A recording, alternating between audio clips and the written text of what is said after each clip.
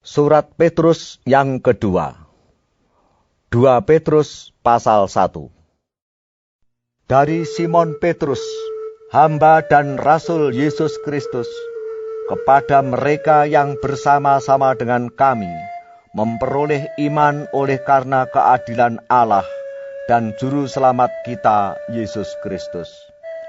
Kasih karunia dan damai sejahtera melimpahi kamu oleh pengenalan akan Allah dan akan Yesus Tuhan kita. Karena kuasa ilahinya telah menganugerahkan kepada kita segala sesuatu yang berguna untuk hidup yang saleh, oleh pengenalan kita akan Dia yang telah memanggil kita oleh kuasanya yang mulia dan ajaib. Dengan jalan itu, Ia telah menganugerahkan kepada kita janji-janji yang berharga dan yang sangat besar, supaya olehnya kamu boleh mengambil bagian dalam kodrat ilahi dan luput dari hawa nafsu duniawi yang membinasakan dunia.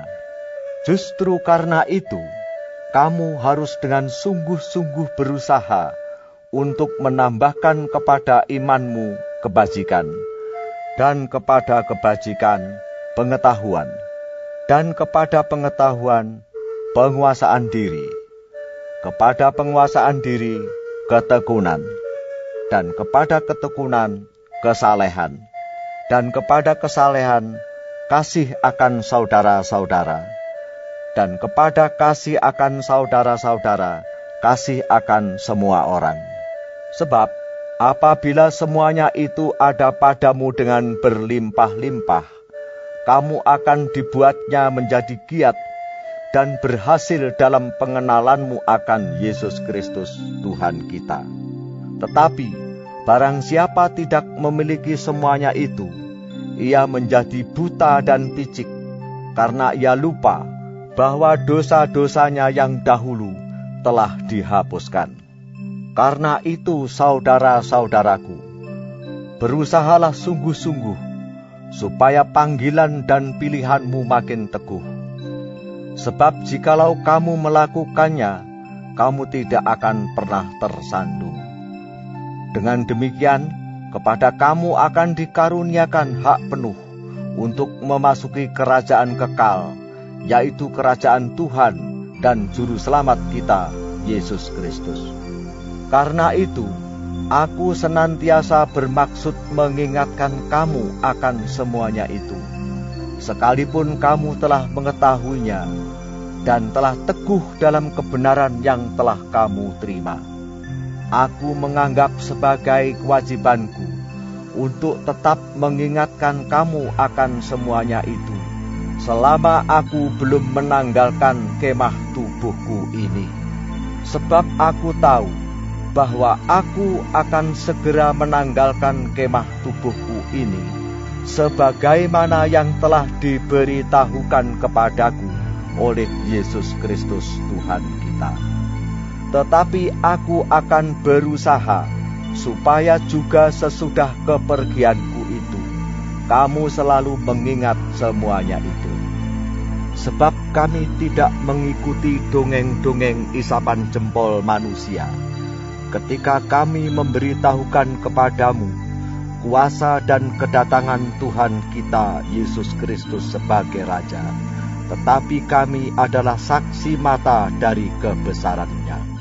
Kami menyaksikan bagaimana Ia menerima kehormatan dan kemuliaan dari Allah Bapa, ketika datang kepadanya suara dari Yang Maha Mulia yang mengatakan, "Inilah anak yang kukasihi, kepadanyalah aku berkenan."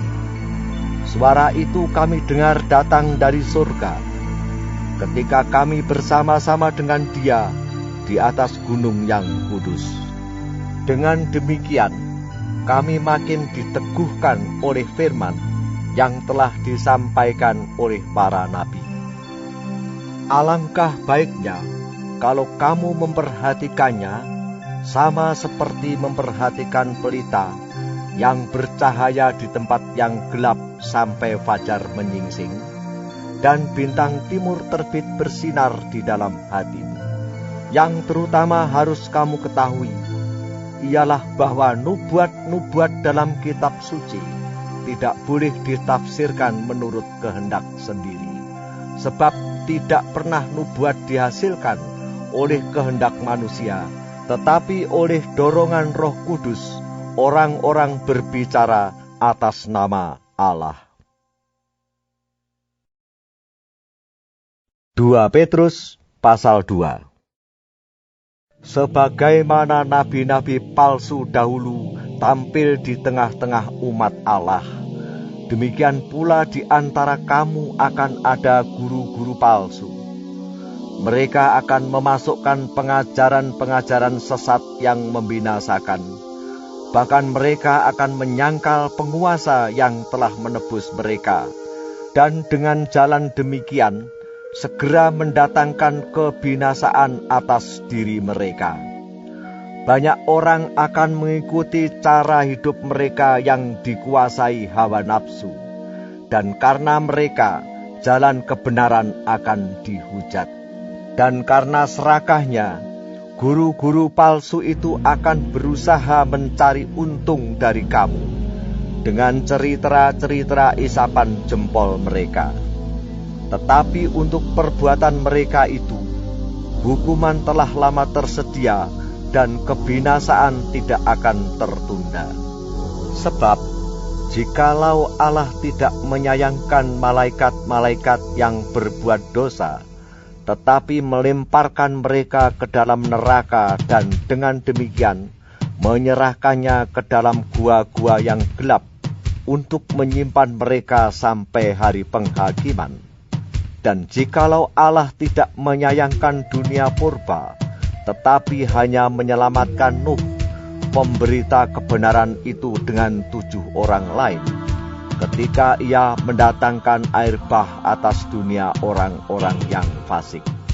Dan jikalau Allah membinasakan kota Sodom dan Gomora dengan api, dan dengan demikian memusnahkannya dan menjadikannya suatu peringatan untuk mereka yang hidup fasik di masa-masa kemudian. Tetapi ia menyelamatkan Lot, orang yang benar, yang terus-menerus menderita oleh cara hidup orang-orang yang tak mengenal hukum, dan yang hanya mengikuti hawa nafsu mereka saja. Sebab orang benar ini tinggal di tengah-tengah mereka, dan setiap hari melihat dan mendengar perbuatan-perbuatan mereka yang jahat itu, sehingga jiwanya yang benar itu tersiksa. Maka nyata bahwa Tuhan tahu menyelamatkan orang-orang saleh dari pencobaan, dan tahu menyimpan orang-orang jahat untuk disiksa pada hari penghakiman. Terutama mereka yang menuruti hawa nafsunya karena ingin mencemarkan diri dan yang menghina pemerintahan Allah. Mereka begitu berani dan angkuh, sehingga tidak segan-segan menghujat kemuliaan. Padahal malaikat-malaikat sendiri, yang sekalipun lebih kuat dan lebih berkuasa daripada mereka, tidak memakai kata-kata hujat. Kalau malaikat-malaikat menuntut hukuman atas mereka di hadapan Allah, tetapi mereka itu sama dengan hewan yang tidak berakal, sama dengan binatang yang hanya dilahirkan untuk ditangkap dan dimusnahkan. Mereka menghujat apa yang tidak mereka ketahui, sehingga oleh perbuatan mereka yang jahat, mereka sendiri akan binasa seperti binatang liar, dan akan mengalami nasib yang buruk sebagai upah kejahatan mereka. Berfoya-foya pada siang hari, mereka anggap kenikmatan. Mereka adalah kotoran dan noda, yang mabuk dalam hawa nafsu mereka, kalau mereka duduk makan minum bersama-sama dengan kamu. Mata mereka penuh nafsu zina, dan mereka tidak pernah jemu berbuat dosa. Mereka memikat orang-orang yang lemah. Hati mereka telah terlatih dalam keserakahan. Mereka adalah orang-orang yang terkutuk. Oleh karena mereka telah meninggalkan jalan yang benar, maka tersesatlah mereka, lalu mengikuti jalan Bileam anak Beor, yang suka menerima upah untuk perbuatan-perbuatan yang jahat. Tetapi Bileam beroleh peringatan keras untuk kejahatannya, sebab keledai beban yang bisu berbicara dengan suara manusia dan mencegah kebebalan nabi itu. Guru-guru palsu itu adalah seperti mata air yang kering, seperti kabut yang dihalaukan taufan. Bagi mereka telah tersedia tempat dalam kegelapan yang paling dahsyat.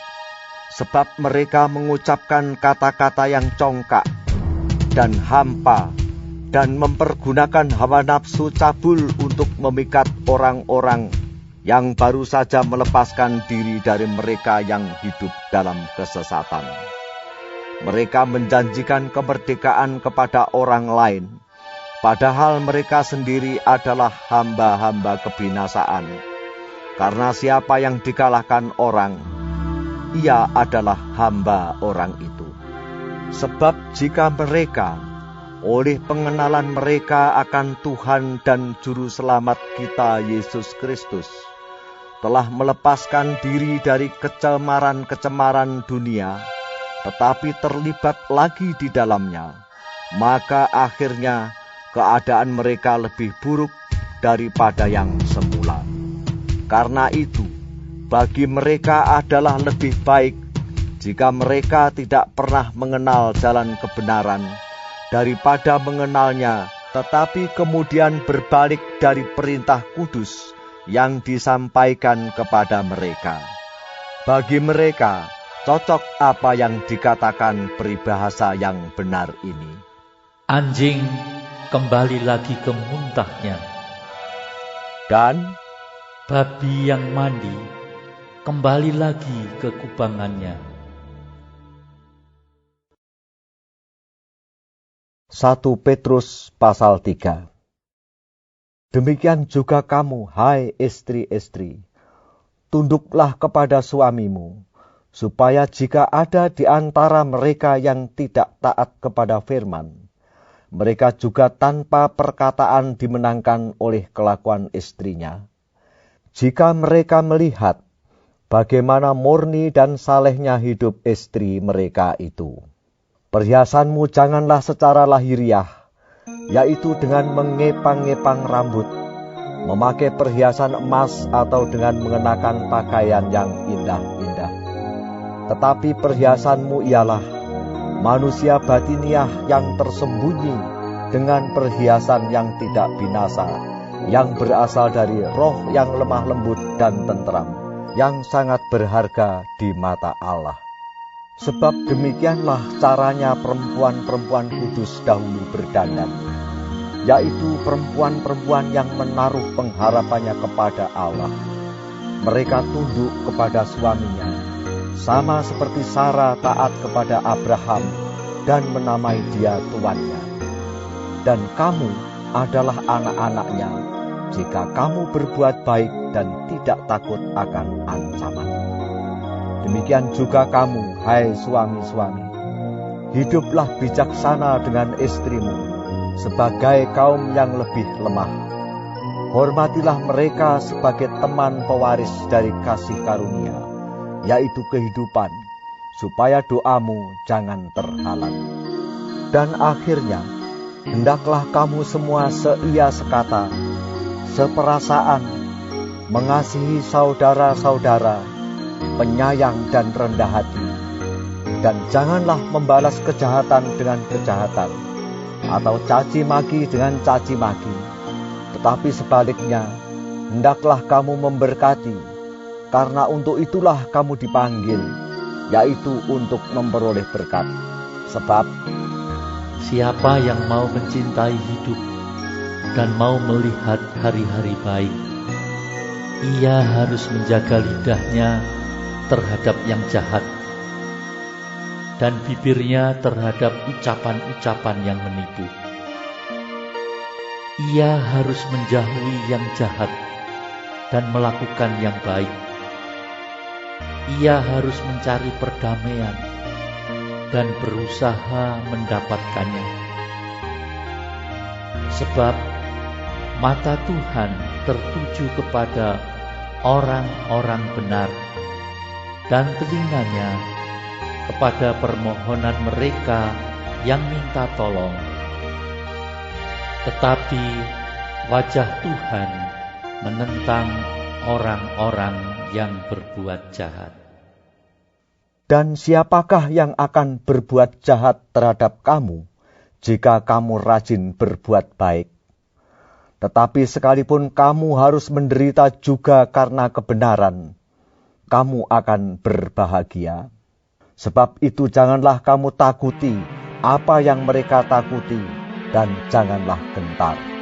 Tetapi kuduskanlah Kristus di dalam hatimu sebagai Tuhan, dan siap sedialah pada segala waktu untuk memberi pertanggungan jawab kepada tiap-tiap orang yang meminta pertanggungan jawab dari kamu tentang pengharapan yang ada padamu. Tetapi haruslah dengan lemah lembut dan hormat, dan dengan hati nurani yang murni, supaya mereka yang memfitnah kamu karena hidupmu yang saleh dalam Kristus menjadi malu karena fitnahan mereka itu. Sebab lebih baik menderita karena berbuat baik, jika hal itu dikehendaki Allah, daripada menderita karena berbuat jahat.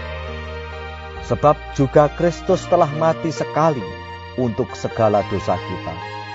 Ia yang benar untuk orang-orang yang tidak benar, supaya ia membawa kita kepada Allah. Ia yang telah dibunuh dalam keadaannya sebagai manusia, tetapi yang telah dibangkitkan menurut roh. Dan di dalam roh itu juga ia pergi memberitakan Injil kepada roh-roh yang di dalam penjara, yaitu kepada roh-roh mereka yang dahulu pada waktu Nuh tidak taat kepada Allah, ketika Allah tetap menanti dengan sabar waktu Nuh sedang mempersiapkan bahteranya, di mana hanya sedikit, yaitu 8 orang yang diselamatkan oleh air bah itu. Juga kamu sekarang diselamatkan oleh kiasannya, yaitu baptisan.